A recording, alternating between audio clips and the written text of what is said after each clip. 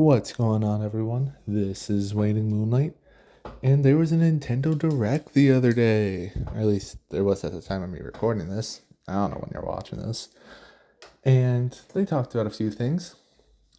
Switch 2, they talked about the new Zelda Hyrule Warriors game, which looks pretty cool in my personal opinion. They talked about how they're going to have basically some optimization ports for Breath of the Wild, Tears of the Kingdom, and how Wind Waker's is being added to the GameCube form of the Nintendo Online thing. And that got me thinking, they talked a good bit about Zelda, more than, like, they talked mostly about Mario Kart. Then the second most game that got talked about was the Zelda franchise. But, when it comes to Zelda, there's one game that recently got remade that I think about a lot, and that's Skyward Sword. Like most people who were younger and into Zelda, people would watch the Zelda lore videos, even if they hadn't played the games because they didn't own them. Or at the very least, I did. And the Curse of Demise was something that would come up a good bit. I got into the Zelda series, roughly around the time when Skyward Sword was just coming out. So that was a huge thing, with his curse being responsible for everyone's reincarnation. Or at least that's what people believe. See, I have never really thought the curse was, well, actually a curse. Which may sound far fetched. I mean, how can you say a curse isn't a curse? That's like saying an apple ain't an apple, an orange ain't orange.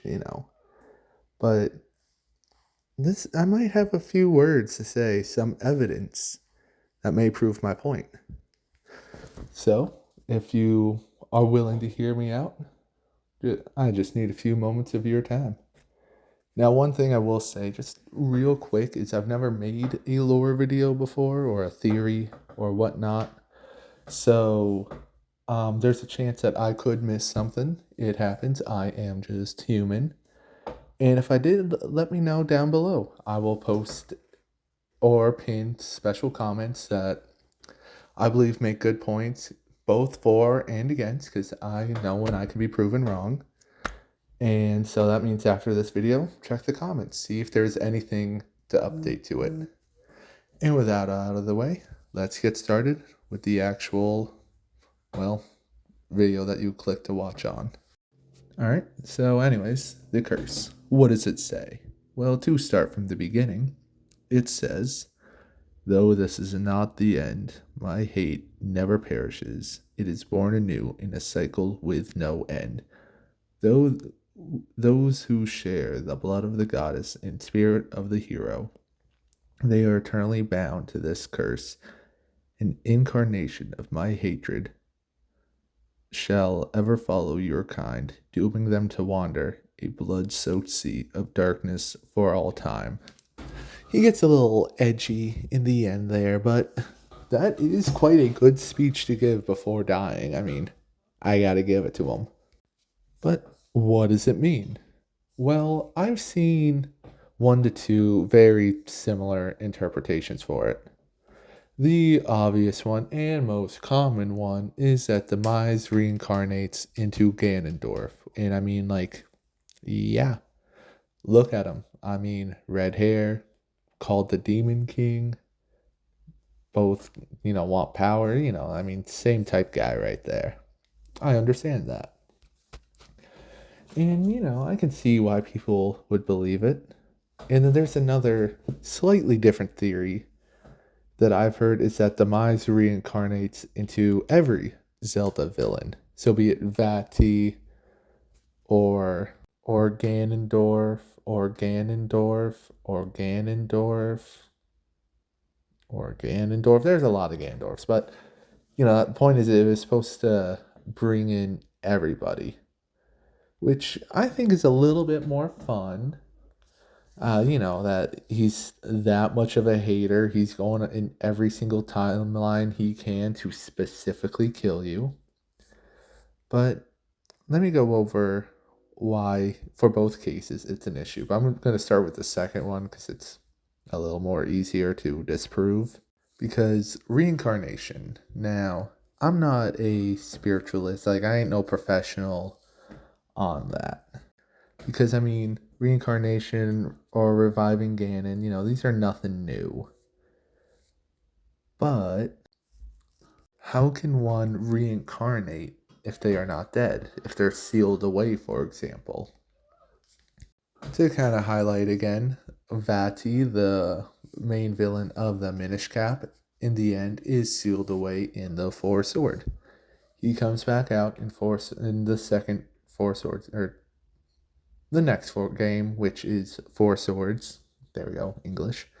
And he's obviously still alive. He's still going. And at the end of the game, he is sealed away till he's brought out for the next Four Swords game, which is only in the child timeline. Which means he's still alive, in general for the time of Ocarina of Time and Majora's Mask and Twilight Princess. He's alive during the Wind Waker timeline, and maybe Breath of the Wild, Tears of the Kingdom. I mean, I guess they say the other games had happened by that time, so I guess he's no longer sealed by that. So retract that statement. But to keep the point going, he is sealed, but obviously still alive. And reincarnation is, when your spirit is dead, you come back. But how can you come back if you're still alive? Now, some of you may want to argue, well, they're sealed away. They can reincarnate because, they're not actively doing anything, perhaps. But to bring back up the next Four Swords game, there's actually a new form of Ganon in that game, too, working with Vati. So, having two reincarnations of Demise in one game, I don't think makes sense. So, I mean, that kind of throws that theory, to me at least, out the window. But, that's almost like a side theory. That's like a mini one right there. The real theory is that Demise reincarnates into Ganon or Ganondorf, depending on what game. And that one, that one makes some sense. To once again break it down, Demise and Ganon, they're both like looking for power. Same title, hair, especially the one on Tears of the Kingdom. If you look at him and don't see a connection right to the Demise, then I recommend getting glasses. Because, they really just look like they took Demise and put him in HD for that. But to continue talking about Tears of the Kingdom Ganondorf, the timeline placement of that game theoretically also kind of destroys Demise reincarnating into Ganon argument. Now, obviously, it's kind of controversial where people think it takes place. Some people say it takes place after the timeline, somewhere between like that end and then before Breath of the Wild. It's somewhere between then. But most people, at least that I've seen, argue that Tears of the Kingdom's past takes place right between Skyward Sword and the Minish Cap, somewhere along then. And personally, I am more of a believer in that. Because, they said they helped found Hyrule, so, that's the founding of Hyrule. And if that's true, that would also kind of make sense of why he looks so much more like Demise. He would be the first reincarnation of Demise if that's how it went. But then that brings back up the argument that if he's just sealed away, he is still alive, frozen underground. That means every other Ganondorf from Ocarina of Time, the Four Swords game, or any of the other ones in the Downfall timeline, they could not be reincarnation because the real one's sealed away. Now, let's say Tears of the Kingdom's past does take place after the whole timeline, somewhere at the end and before the beginning of Breath of the Wild, in some void time we have. Then that still doesn't explain Breath of the Wild's Ganondorf. He's still alive.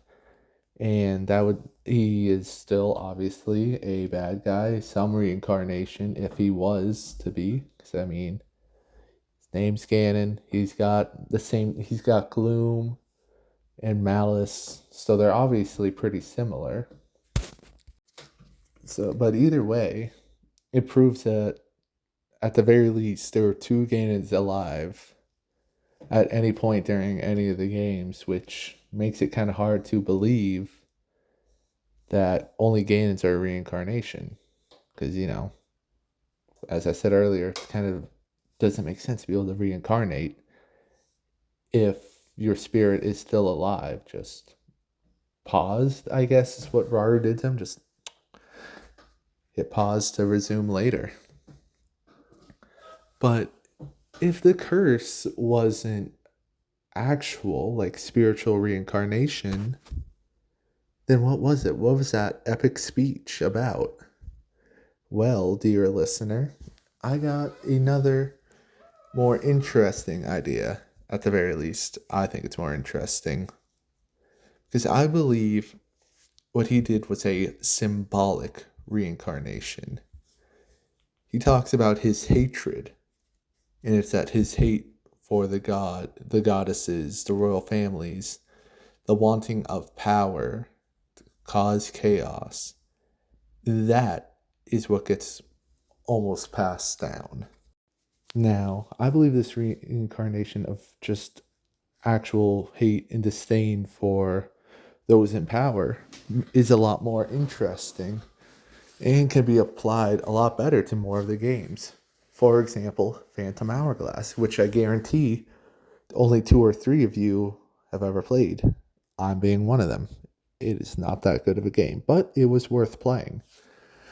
And because I'm sure none of you are familiar with the story, there to quickly summarize is there's a realm called Realm of the Ocean King, which is obviously operated by a guy called the Ocean King, a giant whale.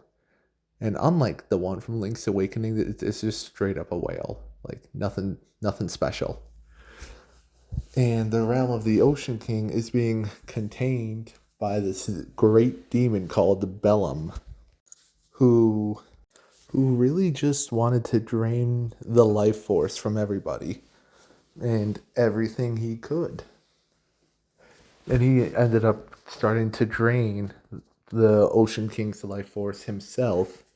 And then he broke apart the life force into things to make basically like bosses and enemies. So basically, this hungry squid wanted power. And that's what he got.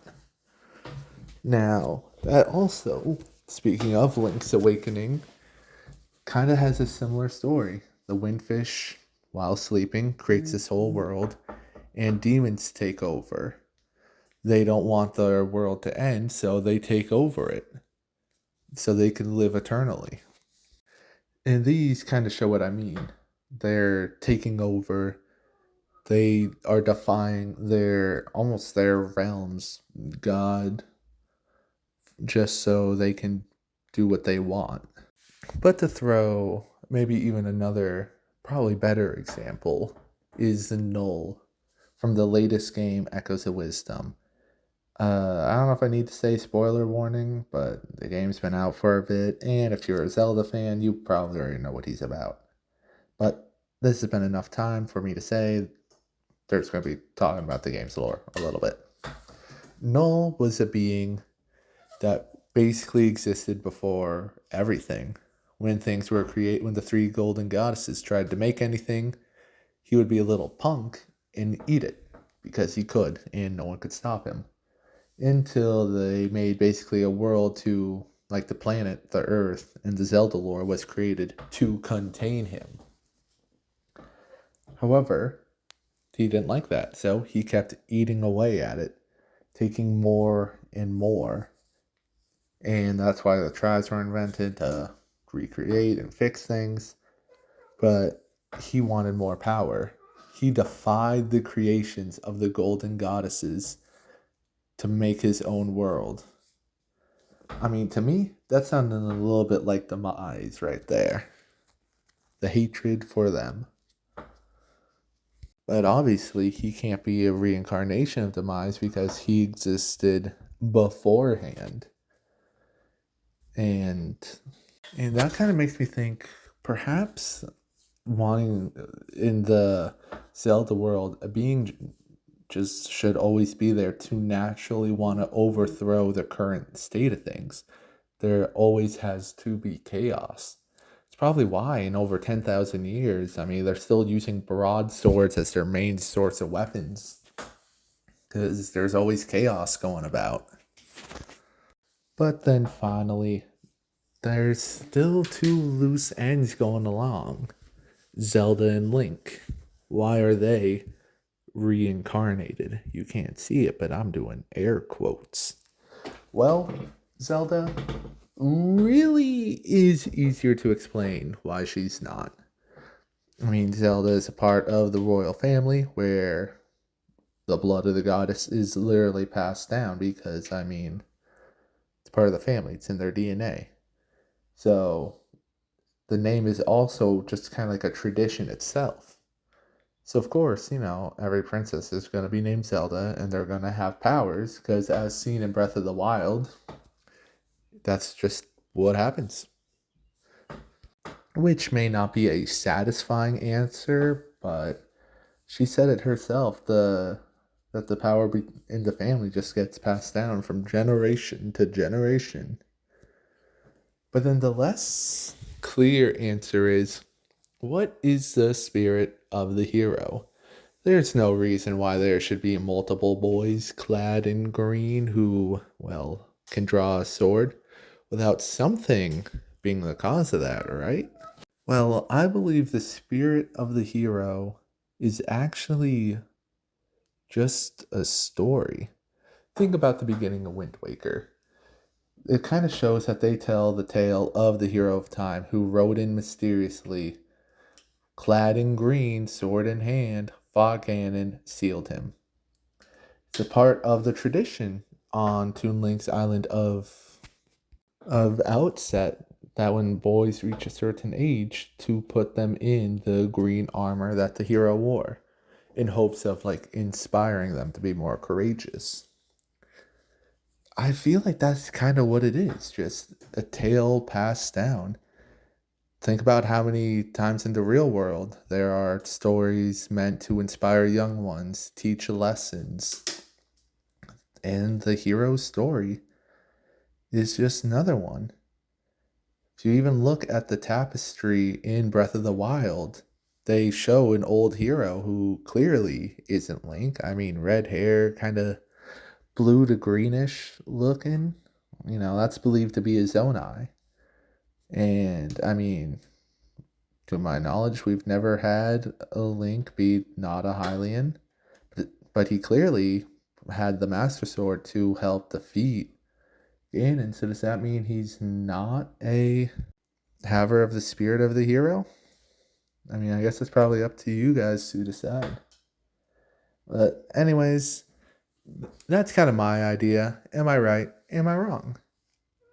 I don't know. That's up to you guys to decide. So leave a comment or leave a like, either way. And if you would subscribe, that would be greatly appreciated. And I hope you have a great rest of your day. And hopefully see you in the next one. Because I'll do more of these people like them.